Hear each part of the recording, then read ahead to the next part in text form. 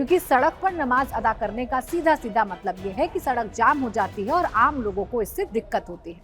हमारे देश का कानून भी यही कहता है कि कोई भी धार्मिक आयोजन सड़क पर नहीं होना चाहिए, ऐसी जगह पर नहीं होना चाहिए जिससे आम लोगों को परेशानी हो। और अगर ऐसा कोई आयोजन हो भी रहा है तो इसके लिए बाकायदा प्रशासन से इजाजत लेनी होती है। जैसा आप देखते हैं, चाहे हिंदू शोभा यात्रा हो, चाहे फिर जो जुलूस निकाले जाते हैं ताजिए के, उसका मसला हो, बाकायदा प्रशासन से इसकी इजाजत ली जाती है और प्रशासन की इजाजत के बाद ही एक तय रूट के हिसाब से इन जुलूसों को निकलने की इजाजत दी जाती है। तो इसी सिलसिले में योगी जब कहते हैं कि नमाज मस्जिद के अंदर होनी चाहिए, सड़क पर नहीं होनी चाहिए, तो फैसला एकदम सही है। और कुछ मुस्लिम तंजीमें ऐसी भी हैं जो योगी के इस फैसले का स्वागत भी कर रही हैं, लेकिन कुछ ऐसे भी हैं जो मुसलमानों को इस फैसले के नाम पर भड़काने की कोशिश करते हैं और ये बताते हैं कि उत्तर प्रदेश में योगी राज में मुसलमानों का जीना मुश्किल हो गया है।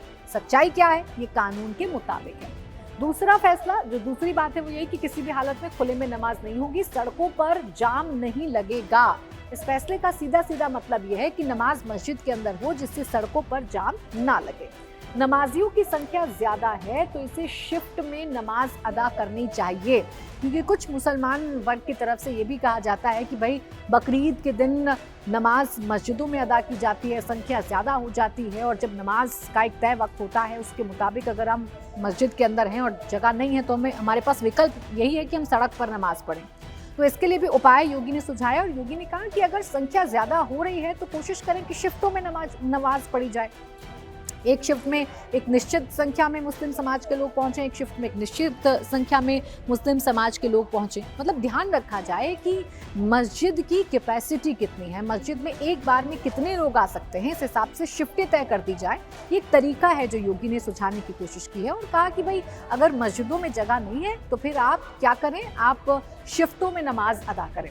इसके साथ ही साथ एक और बड़ा मसला है जिसको लेकर इस देश में बहस हो रही है और इस बहस की शुरुआत भी उत्तर प्रदेश से ही होती है। योगी हर साल ये कहते हैं, प्रशासन को सख्ती बरतने के लिए कहते हैं कि ये देखा जाए, ये सुनिश्चित किया जाए कि जो कुर्बानी बकरीद पर होती है वो खुले में ना की जाए। खुले का मतलब ये है कि सार्वजनिक जगहों पर ना की जाए। खुले का मतलब ये है कि घर के बाहर ना की जाए। खुले का मतलब ये है कि ऐसी जगहों पर ना की जाए जिससे किसी और की भावनाएं आहत हो या किसी और को कोई भी दिक्कत हो। ये फैसला योगी ने लिया। अब इस पर भी जो योगी विरोधी हैं वो यही एजेंडा सेट करने की कोशिश करते हैं कि योगी मुसलमानों को परेशान कर रहे हैं, जबकि कई बार हमारे देश की अदालतें भी ये कह चुकी हैं कि सार्वजनिक तौर पर पशु वध जो है वो नहीं होना चाहिए। तो इसी फैसले के तहत योगी भी ये कहते हैं कि कुर्बानी बकरीद पर दी जाती है, मुस्लिम समाज कुर्बानी देता है, तो वो कुर्बानी सार्वजनिक जगह पर ना हो, खुले में ना हो, इसका ध्यान रखा जाए।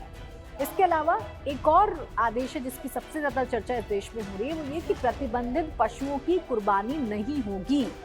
अब प्रतिबंधित पशुओं की कुर्बानी नहीं होगी से सीधा मतलब है गाय की कुर्बानी नहीं होगी, गौ माता की कुर्बानी नहीं होगी। अभी आप देख रहे होंगे इन दिनों सोशल मीडिया पर एक बहस सी छिड़ गई है, एक बाढ़ सी आ गई है।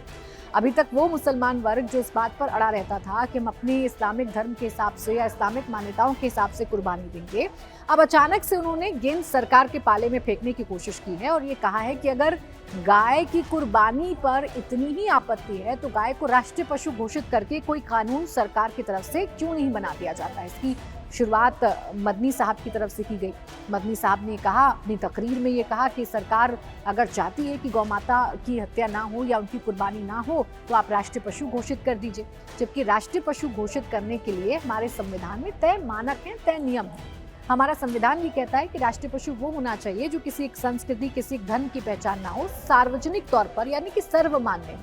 तो ऐसे में राष्ट्रीय पशु गाय को घोषित किया जाए, ऐसा मुमकिन नजर नहीं आता है। हालांकि इस प्रश्न को उठाकर या इस मुद्दे को उठाकर एक बात जरूर है, माइलेज लेने की कोशिश मुस्लिम पक्ष करता है और सरकार को अनकंफर्टेबल करने की कोशिश करता है, क्योंकि इस वक्त जो केंद्र में सरकार है और जो उत्तर प्रदेश में सरकार है, उस सरकार की विचारधारा बड़ी साफ है, गौरक्षा को लेकर बड़ी एग्रेसिव है, गौ संरक्षण को लेकर बड़ा एग्रेसिव है। तो इसी मुद्दे को उठाकर सरकार को घेरने की कोशिश की जाती है।